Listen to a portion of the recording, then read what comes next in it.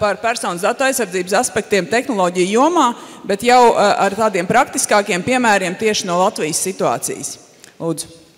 Paldies. Prieks, ka tik daudz interesējās. Jebkurā gadījumā, klausoties iepriekšējā prezentētāja runu, es sapratu tā, ka es laikam jāiepazīstina, es esmu no tās daļas, kas nevar būt datu aizsardzības speciālists, jo es esmu jurists. Kā iepriekš tik minēts, jo jurists nesaprot, kas notiek IT daļā. Šobrīd es laikam arī prezentācijā tālāk nedaudz runāšu stereotipos. IT, tur kaut kas notiek, nekā nezinu. Bet kur ir problēma? Problēma ir, ko jau ieskicēja iepriekšējais runātājs, arī vecajai mammai mums ir jāizstāsta, ko tas IT dara. Kā tā sistēma darbojās? Kāpēc ir tā un ne savādāk, un kas notiks, ka tā vecā mamma kaut kādu informāciju nedos? Un tā šobrīd ir tāds viens no lielajiem izaicinājumiem, kam ir jāspēj sagatavoties un ir jāņem vērā. Kur tad mēs esam? Kāpēc tad ir tagad tāds bubulis, ko arī iepriekšējais runātājs teica, vispārīgā personas datu aizsardzības regula? Jā, ir sistēma, bet tai sistēmā ir informācija. Ļoti daudz viņus sauc arī par personas datiem. Ja pašreiz to regulē fizisko personu datu aizsardzības likums, 30 bišķi rastīti panti, nekas daudz, ļoti deklaratīvas frāzes par, piemēram, godprātīgu datu apstrādi, kas ir diezgan relatīvs jēdziens, kas tad ir godprātīga datu apstrāde. Tāda regula ir jau detalizētāk, tā jau ir bībele. Daudz un dažādas lietas, bet kas ir būtiski? Nav jaunu lietu. Tās pašas vecās, kurš ir gājušas līdz laikam. Daudz ir lietas, kas ir runāts dēļ interneta, kad internets ir audzis. Kāpēc vispār tā regula radās? Varbūt, lai ir nedaudz tas bubulis skaidrs. Dēļ interneta, dēļ attīstības, dēļ evolūcijas. Jo regula pateica, ka tas dzinējspēks bija tieši šīs lielās arī korporācijas, Facebook, Google un visas pārējās, jo viņi kolekcionē mūsu datus. Viņus ievāc, un tad vienkārši mums vienā jaukā dienā paziņo, mēs darīsim to un to. Mēs gribam vai negribam. Neviens mums īsti nejautāja. Tad ar regulu cenšas pateikt to, kad ir jājautā tam cilvēkam, tam mazam datu subjektam, un viņam ir jāspēj kontrolēt, kas, kāpēc, kurā vietā viņa datus apstrādā ar kādu mērķi. Tam mazajam cilvēkam ir jāspēj pieklāviet pie Facebook un teikt, ziniet, man kaut kas nepatīk, jūs tur dariet varbūt savādāk. Un tas bija tas dzinējspēks, kāpēc radās regula. Lai mēs kā mazais datu subjekts spētu kontrolēt un tomēr kaut ko ietekmēt. Mazais mīts ir tas, ka regula būs tikai 18. gadā. Regula ir spēkā jau šodien. Tikai mums ir dots mājas darbs paskatīties, kas viņā ir rakstīts, un sagatavoties līdz tā 18. gada 25. maijam. Līdz ar to grāmata ir jau saistoša mums šodien. Par ko tad mēs visu laiku runājam? Par personas datiem. Regula reglamentē arī un nosaka, kas notiek ar personas datiem. Ja pašreiz fizisko personu datu aizsardzības likumā bija rakstīts, ka personas dati ir jebkura informācija, kas attiecās uz identificētu vai identificējumu fizisku personu, punkts. Regula iet tālāk. Viņi, protams, ieliek iekšā arī tiešsaistes identifikators un jebkādu citu informāciju, kas palīdz identificēt cilvēkus. Kā IT cilvēkiem jums vajadzētu zināt, ka mēs ļoti ātri varam nonākt līdz cilvēkam, līdz ierīcei, ko viņš lieto un tā tālāk. Šajā kontekstā, manuprāt, būs ļoti interesants tiesas spriedums, kas ir kā Eiropas Savienības tiesas spriedums, kas ir gaidāms 19. oktobrs, pavisam drīz, tā vismaz sola, par to, vai IP adrese ir personas dats vai nē. Vai pēc IP adreses mēs varam nonākt līdz individam vai nē. Šobrīd viss liecina, ka visticamākais, ka pateiks, ka jā. Tālūk. Vēl gribētos izdalīt vēl vienu daļu, jo arī regula runā par parastajiem personas datiem un īpašajiem personas datiem, jeb pašreiz fizisko personu datu aizsardzības likumā sensitīviem. Arī šeit ikdienā strādājot, veidojot kaut kādas informācijas tehnoloģiju, datu bāzes, sistēmas, mēs jau nedomājam, kādus datus mēs apstrādājam. Tur būs kaut kāda informācija. Būs, kurā, piemēram, baznīcā cilvēks iet. Lai jau viņš iet uz to baznīcu. Bet īstenībā pēc likuma regulējuma mēs iekāpjam īpašo datu kategorijā, kur standartā apstrāde ir aizliegta, ja vien nav noteikti priekšnoteikumi. Jo kas tad tur? Reliģija, etniskā piedarība, informācija par veselību. Kādam tas ir svarīgi, kādam tas nav. Un kā jau mēs teicām, iepriekšējais kungs minēja, mēs taču paši dodam, kā Orvels teica, ko neparedzēja, mēs paši dodam. Gan par veselību mēs salauzām kāju un pēc tam nebrīnamies, kā te visi kaut ko zina. Izdala divus tādus interesantus iedzienus, kuriem īstenībā ir milzīga nozīme, jo uz pseidonimizāciju, tā ir personas dati, slēptā, maskētā, attiecās datu aizsardzības regulējums, uz anonīmiem datiem neattiecās. Un tas jau ir no neiespējamās misijas uzdevums panākt, lai mums ir anonīmi dati. Manuprāt, informācijas laikmetā ir jāiegulda milzīgs darbu apjoms, lai tiešām tiktu vaļā no šī trakās birokrātijas, no personas datu apstrādes. Praktiski neiespējamā misija. Lūk, un ko tad regula saka par to, kad mēs apstrādājam vai neapstrādājam personas datus un kā uz viņiem skatīties? Proti, riska iespējamība un nopietnība attiecībā uz datu subjektu tiesībām brīvībām būtu jānosaka atsaucoties apstrādes raksturu, piemērošanas jomu, kontekstu un nolūku. Blā, blā, blā, blā, varētu teikt. Kaut kādas deklaratīvas frāzes, ko ikdienā strādājot, būvējot sistēmu, iespējams, mēs nemaz negribam redzēt. Bet, ja mēs skatāmies tālāk, kas arī man tālāk slaidos parādīsies, regula saka, ka datu subjektam ir tiesības tikt dzēstam. Un tad es ļoti bieži dzirdu no IT puses, mēs sistēmā neko nevaram izdzēst. Ir tā vai ne? Sistēma tā nav būvēta, sistēma neparedz dzēšanu. Regula saka, ka mums par to ir jāsāk domāt. Kaut kāds mehānisms, lai mēs tiekam līdz tam, ka tas datu subjekts var minimalizēt savus riskus savam privātumam. Neatkarīgi no tā, ko mēs apstrādājam. Kāda veida datus.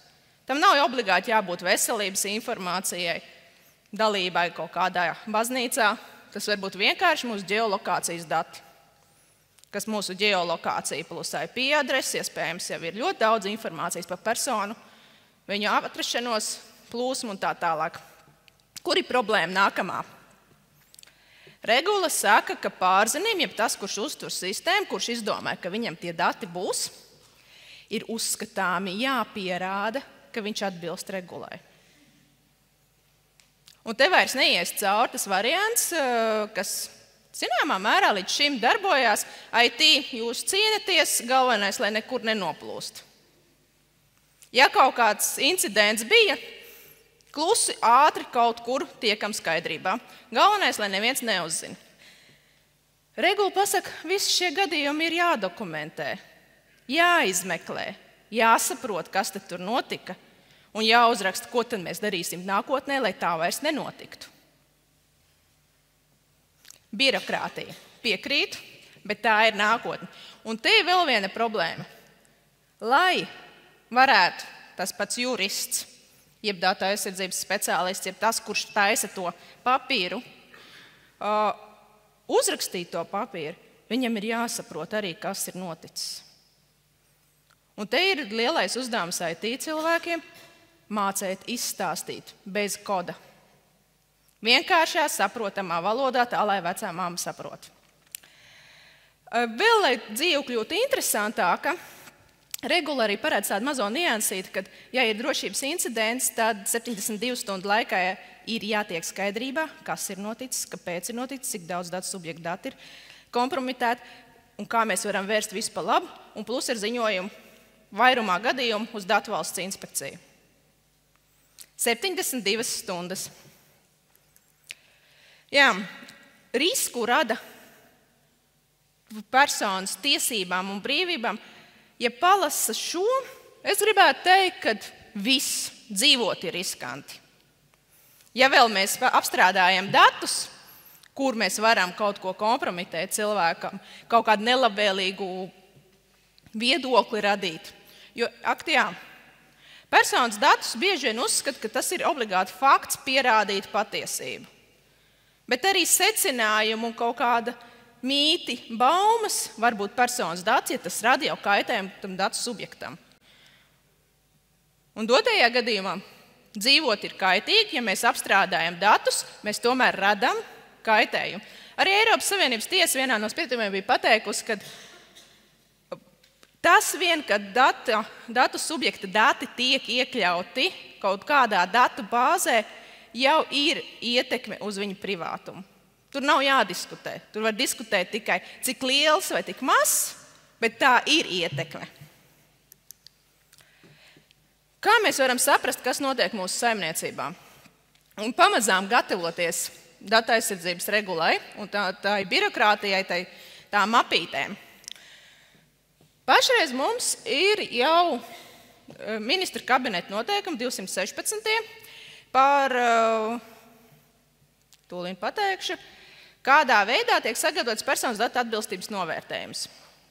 Šie noteikumi it kā ir obligāti valsts pašvaldību iestādēm, bet ja tai veidlapai iziet cauri, kas tur ir tiem kā noteikumiem, jebkurš, tad viņš var teikt, ka viņš vismaz ar vienu pasākumu ir ticis kārtībā.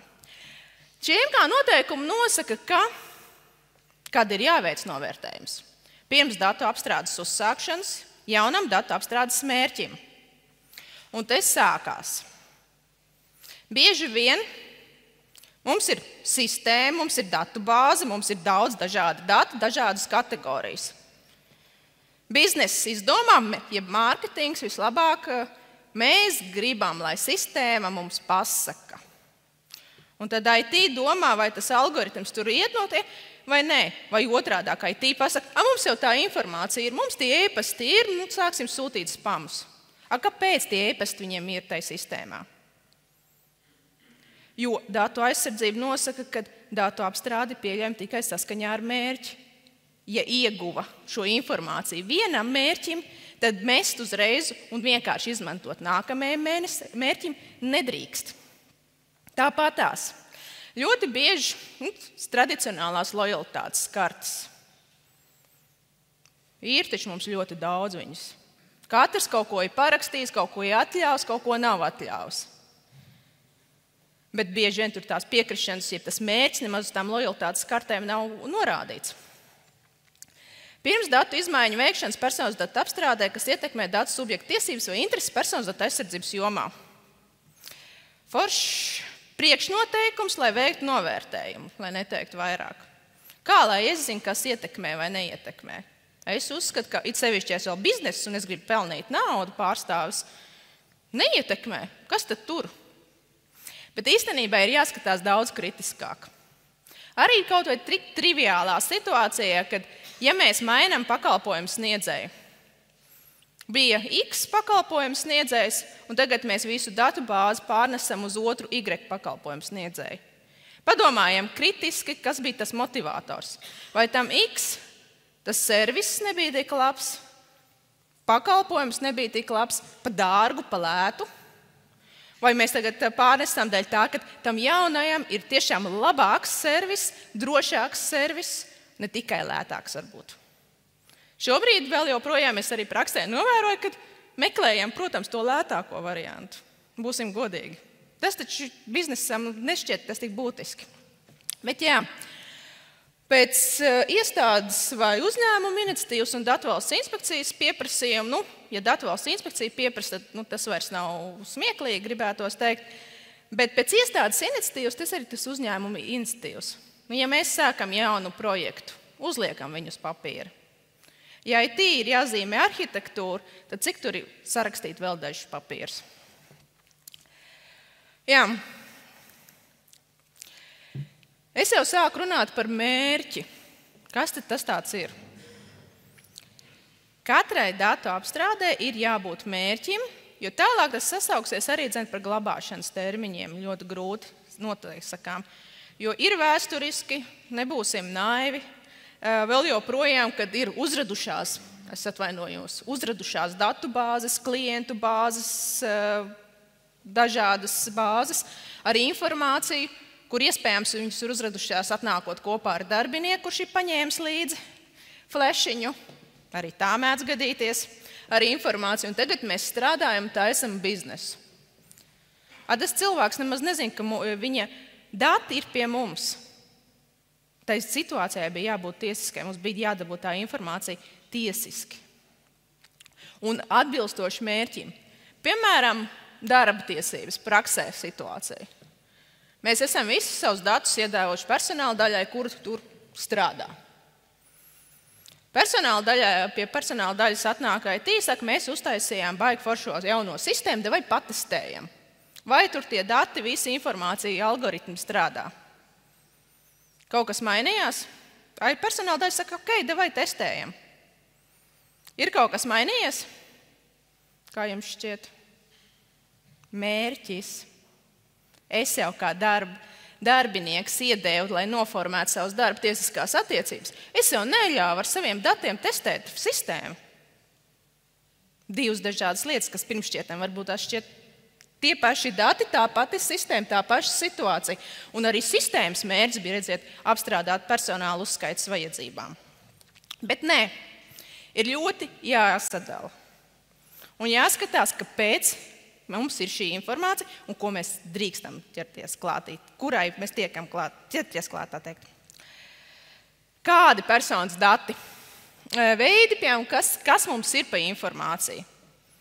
Arī ļoti bieži vēl joprojām praksē, tas gan ir laikam biznesa un mārketinga vaina, varbūt tās uz jums tas kā IT pārstāvjiem ir mazāk, paprasam visu.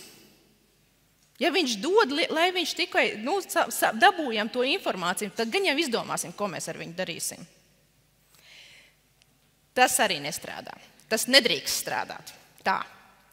Jo atkal katram datu apstrādes mērķim, katrai datu kategorijai ir jābūt jēgpilnai, kāpēc viņi mums atrodas. Mans mīļās lojalitātes programmas. Vārds, uzvārds, personas kods, adrese, e-pasts, tālrunis un ģimenes stāvoklis un tā tālāk un joprojām. Ok. Pirmais jautājums, kuriem vajadzētu rasties, kāpēc jums vajag mani vārdu, uzvārdu priekš lojalitātes kartes? Ok, iespējams noargumentēs. Saka, kāpēc jums vajag mani adresi? Sūtīsim komerciāls piedāvājums. Saka, jūs sūtīsiet pa pastu? Nē, mēs pa e-pastu sūtīsim. Saka, kāpēc jums vajag manu reālo adresi?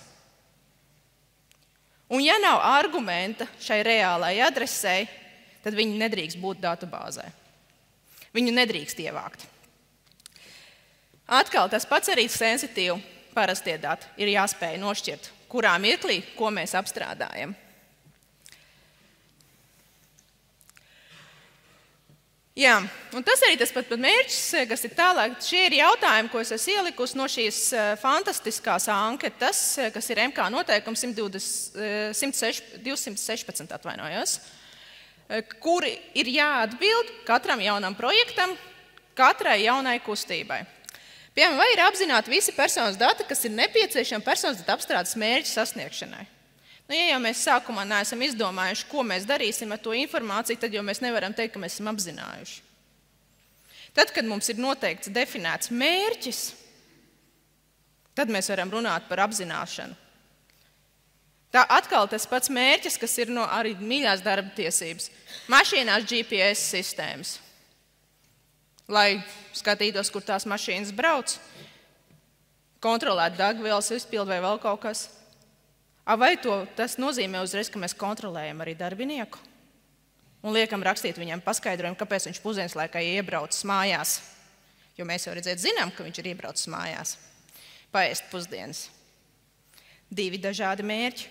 Ja tas bija no sākuma pateikts, ka jā, mēs kontrolēsim arī darbinieku pēc šiem, tad tas ir viens stāsts. Un mūžīgais jautājums, vai vispār var sasniegt mērķi, neapstrādājot datus vai apstrādājot mazāk? Tas ir tas par to gadījums, par to lojalitātes programmu. Kāpēc jums vajag zināt manu vārdu uzvārdu? Es atnāku, novilku kartiņu, aizgāju. Viss, stāsts beidzās. Es krāju punktus, es esmu lojāls, es nāku pie jums. Bet izrādās, jūs gribat ne tikai manu vārdu uzvārdu, bet izrādās, ka kaut kur slēpti parādās informācija, ka jūs analizējat arī manu pirkumu vēsturi. Un kur kaut kur ir ierakstīts mazajā drukā, ka, ziniet, jūs nedrīkstat izrādās ģimenes locekļiem nemaz dot to lojalitātes karti, lai mēs varam korekti visu atspoguļot. Un aprēķināt, ko te jūs darat un kāpēc. Problēma, piekrišana. Man pavisam nesen viens jautāja, vai tas nevar uztaisīt aplikācijai, mājaslapai, programmai lietošanas noteikums, ka viņš piekrīt, tas nabaga datu subjekts visam, un man vairs pēc viņu nav nekādas tiesības. Ja pie pienākumu. Teorētiski jau var, bet vai tas būs tiesiski? Jebkurā gadījumā par piekrišanu nav tik vienkārši. Arī teorijā un praksē tiek analizēti dažādi kritēriji, lai mēs varētu teikt, ka tā piekrišana ir spēkā. Ja man nav reāls iespējas nepiekrist, tad par kādu piekrišanu mēs runājam? Jo piekrišanas viens no kritērijiem ir brīvprātīga, ka man ir izvēle. Gribu piekrītu un gribu nepiekrītu. Regula vēl, piemēram, nosaka papildus vēl vienu kritēriju, kas ir ne tikai tā apzināti informēt, ka es saprotu, kam es piekrītu, bet nepārprotama piekrišana. Tagad iebraucam tajā informācijas tehnoloģijās laikmetās, kā mēs varam nodrošināties, ka tā ir nepārprotama piekrišana, ka viņš tiešām tā gribēja. Un te ir tas viens no uzdevumiem, jo, ja man pajautā, vai es gribu kafiju un es kaut ko tur staigāju apkārt un neatbildu, tad es gribu vai es negribu. Ja es pasaku, jā, es gribu kafiju, tad tā ir mana nepārprotamā griba. Un tas ir viens no uzdevumiem, kas ir jāiestrādā informācijas tehnoloģijas, ja mēs balstam to piekrišanu, kā mēs varam uztaisīt risinājumu, lai mēs varam teikt, ka jā, viņš pamanīja, viņš saprata, kam viņš piekrīt. Nevis kaut kur noslēpt, iespējams ķeksīši jau salikt, kas īstenībā arī nav jau, tagad jau jāatrunāts, ka nedrīkst būt ķeksīši salikti. Lūk, piekrišana, ja es apzinos, saprotu, un te mēs atkal atceramies to veco māmu. Vai mēs spēsim viņai izstāstīt, kam viņa piekrīt? Kas tad ar viņas datiem tiks darīts? Viņai iespējams tajā veikalā tā meitene stāsta, ka aizpildiet šo lojalitātes kartes anketu, jūs dabūsiet 5% lētāk. Jā, visi baigi forši. Viņa nemaz, kā jau es teicu, viņa neapzinās, ka viņai tiks sūtīta informācija, viņa tiks analizēta, profilēta, viņai jau izstāstīs, kurš labāks preces pirkt vai nepirkt. Sāpes. Lielas sāpes ir personas datu operatori. Personas datu aizsardzībā ir pārziņas operators. Operators ir tas, kur mēs pēc būtības tas ir tas izpildītājs, kuram mēs nododam kaut kādus uzdevumus, ārpakalpojumu sniedzējs, kas kaut ko izpilda. Šobrīd likums saka, ka obligāti starp pārziņu un operatoru ir slēdzams rakstveida līgums. Ļoti bieži tā arī ir. Ja neskait, ka tas ir interneta platformās, tiek traktēts citreiz, kad es nokačāju, es atvainojos par jēdzienu, kaut kādu aplikāciju, kad es jau esmu pasūtījusi to un piekritus visiem šiem nosacījumiem. Tad, paskatoties regulā, regula ir iedibinājusi savstarpējo uzticamību, kad ir jābūt savstarpējām uzticamībai, kad ir starp abām pusēm jāspēj runāt kā līdzīgiem ar līdzīgiem. Atkal tas pats variants par to pašu Google, vai mēs varam pieklauvēt un teikt, ziniet, mēs veicam savā mājā auditu par informācijas sistēmas drošības kaut kādiem pasākumiem un pieklauvēt pie Google un teikt, mums vajag informāciju no jums, kā jums notiek tur šifrēšana, vai jūs pārsūtat šādi vai tādi tos datus. Ir šifrēšana, nav kurā mirklī, kāpēc? Vai mēs to Google šodien varam paprasīt? ir jautājumi. Bet personas datu operators un līgums un savstarpējām attiecībām ir jābūt tādām, lai mēs varam paprasīt visu informāciju, kas mums ir vajadzīga, lai mēs arī izpildītu savas saistības pret datu subjektu. Lai mēs spētu viņam izstāstīt visu, kas viņam interesē. Jā, glabāšanas termiņi.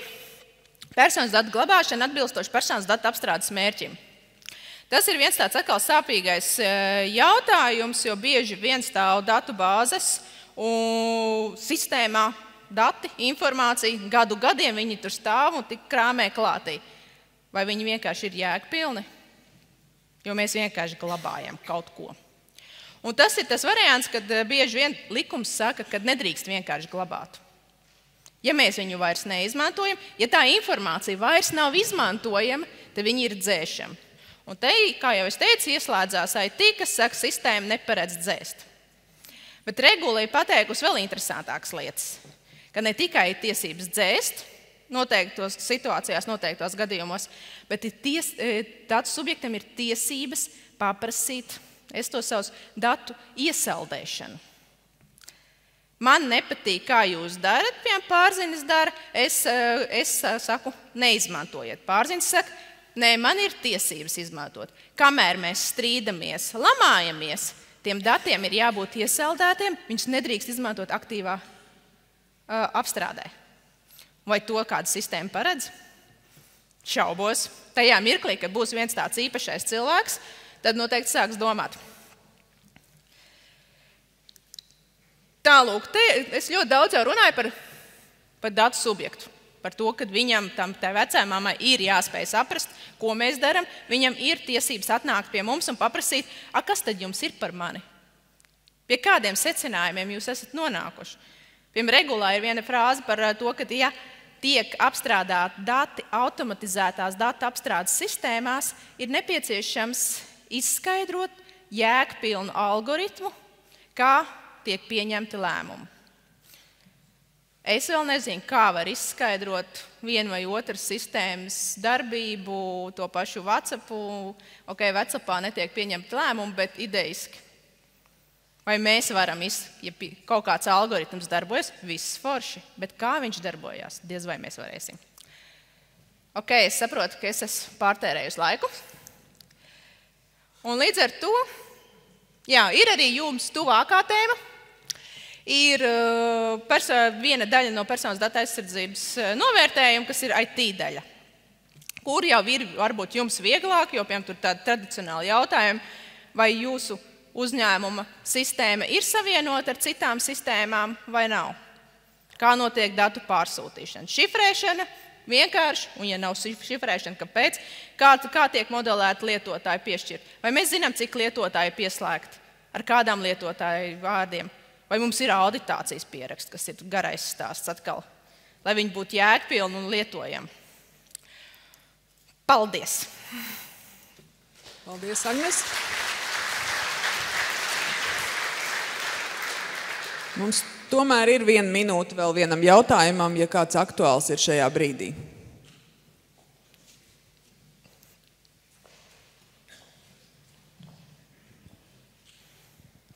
Jūs minējāt, ka katram mērķim ir jābūt šim pamatojumam, un tā tas ir, bet vai tad nav gudrāk nodefinēt vienu lielu mērķi, piemēram, organizācijas pamatdarbības nodrošināšanai, un tad visus pārējos mazos mērķus vienkārši iekšēnē atrunāt?